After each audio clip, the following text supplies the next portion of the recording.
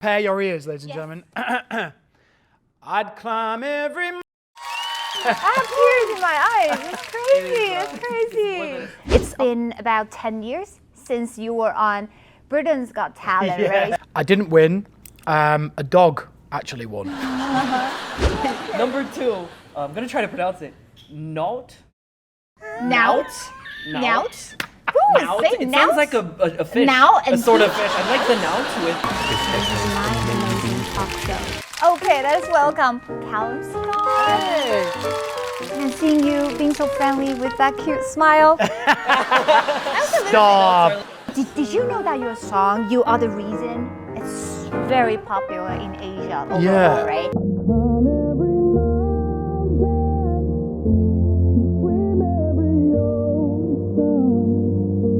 But the thing is, you have sung You Are the Reason for how many times? Thousands Oh my of God. times. I wouldn't even be able to guess. Maybe fans counted.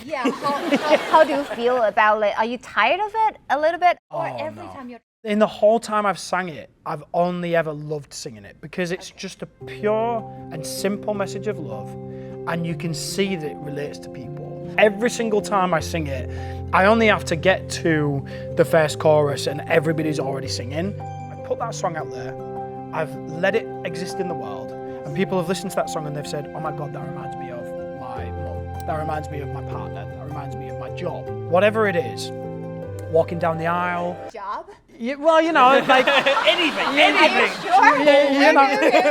you know, YouTube could be the reason. You know, that's all I'm saying. But I think like anything that makes you feel that strongly about the song, where you're like it's imprinted in your brain, right? And then when I put on a show and I sing that song, you can see on every individual's faces that they've got their own story in their mind when they're singing that.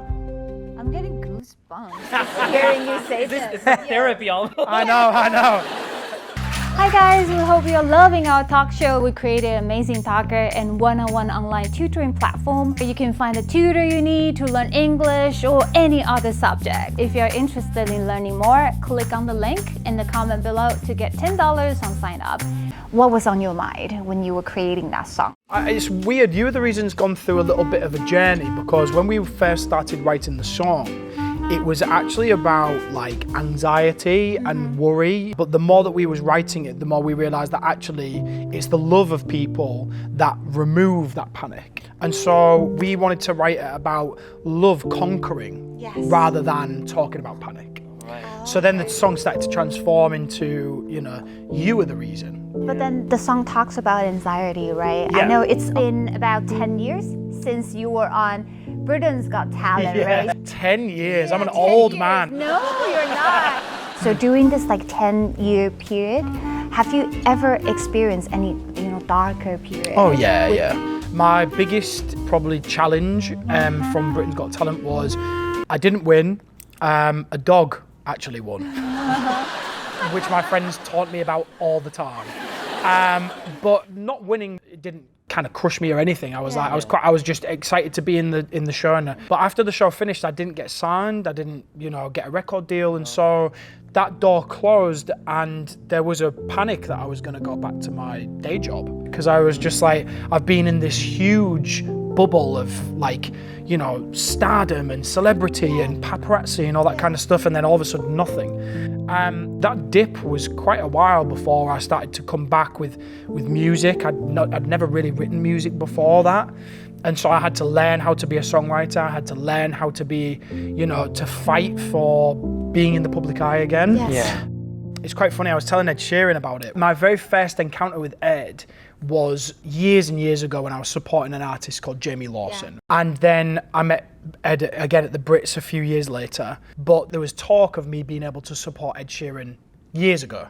Yeah. And I got so excited. I can imagine. I got so excited and I was buzzing and I was telling everyone and I was tingles every time I thought about it. And then when they told me, oh, actually it's gone to somebody else, it crushed me. And I went from being on top of the world to being buried in it. And that jump from high to low was so awful. I just felt like my world had crumbled around me. And then you realize not to get overexcited about something, and you realize not to get too down about something, because you always come to a nice place in the middle. I think that's the same for life. I think that's the same for everybody, you know? The image we have of Callum Scott. Yeah. Do you have any tips, any tools that you use to calm yourself down? How do you deal with it? Because you're just like us as well. 100%. I'm just as human as anybody else. I like to use my music as a therapy. I like to write about how I feel. That's yeah, and I'm very lucky that I have that, you know. But I think getting something out of your head and onto paper is a release that is completely underrated. We're all human. We all feel the same. Make sure you give yourself some self-love, and make sure that you surround yourself with people who love you. Last but not least, we're moving on to British slang. British slang. Yeah. It's hard to learn slang if you're not with somebody from there or you're I understand. there. Online, it's impossible. You can't trust anybody. So. Don't ever trust what you read online. So let's start with the very first one, dodgy. So how would you say it? You would be able to say, oh my God, he looks a bit dodgy. Like a bit creepy, a little bit. Yeah, a little bit shady. Maybe they're giving you a little bit of a strange look, or maybe they're lingering around. You know, it's one of those people like, he's a bit dodgy. Meaning that you don't really. I don't know if I trust this person. Oh, okay. It's not trustworthy. Yeah, this Okay, person's got a little dodgy. it. Number 2, I'm gonna try to pronounce it. Nout. Nout. Nout. Who Nout. is saying It nout? sounds like a fish. Nout and a sort of tea? fish. I'd like the Nout? nout with Oh, a. naughty? Oh, nout? What does it mean? You're a little bit nout. Would you say it like that? No. So how would you use it in a sentence? Now is kind of like your friend calls you up and they're like, oh, what are you up to? And you can say, oh, now, Nothing? Oh, now. nothing. Not much? Yeah, Nothing? now. Nothing special? Now. Yeah, or like you could say, you could say, I'm trying to think of it now. In my English, I'm like, it's a double negative if I say I haven't got now. But people do say that. Yeah, like in America, you say, I haven't got ain't now. got nothing. That's the same sort of thing. I haven't got now. Exactly like now. So how do you differentiate them? Like now and now? Oh, you'd say, Now. what are you doing? I'm doing now. Nout now. I'm doing nothing. I'm doing now. I'm doing nothing right now. Okay, that's doing a now good now. phrase. Okay, so next one would be Broly. Broly, brother? Brolly. You'd say, oh, before we leave, I'm gonna have to get my brolly. As in Your What? your baggage? No, my bag? no. No. Your You're- dog? My brother? Before we leave, I've just got to go get my brother. He's standing there just doing So you'd have to you'd use your brolly outside. an umbrella. Yes. Brolly. Brolly, umbrella. Oh. It's slang. Brolly, like Yeah, that? like that. My brolly. Under my brolly. That's weird. Why brolly? Like the sound, right? I guess umbrella, brolly. You know, in the UK we like to shorten things down. Make him a little. it's gonna rain. I need to get my brolly. Yeah. Okay, I got it. Why did you have to say it like that? I don't know. It's like Gotta get my brolly. Well, since you're our British singer, we also prepared a little game. We're gonna guess songs from other British artists. Okay. Maybe some of yours. Who knows? Oh. We're just gonna play the instrumental version. Okay. Because Because the vocal would give it away, I think. yeah. Okay. Ed Sheeran. If you didn't get that, that would be so embarrassing. Imagine I'm like, Which song is it?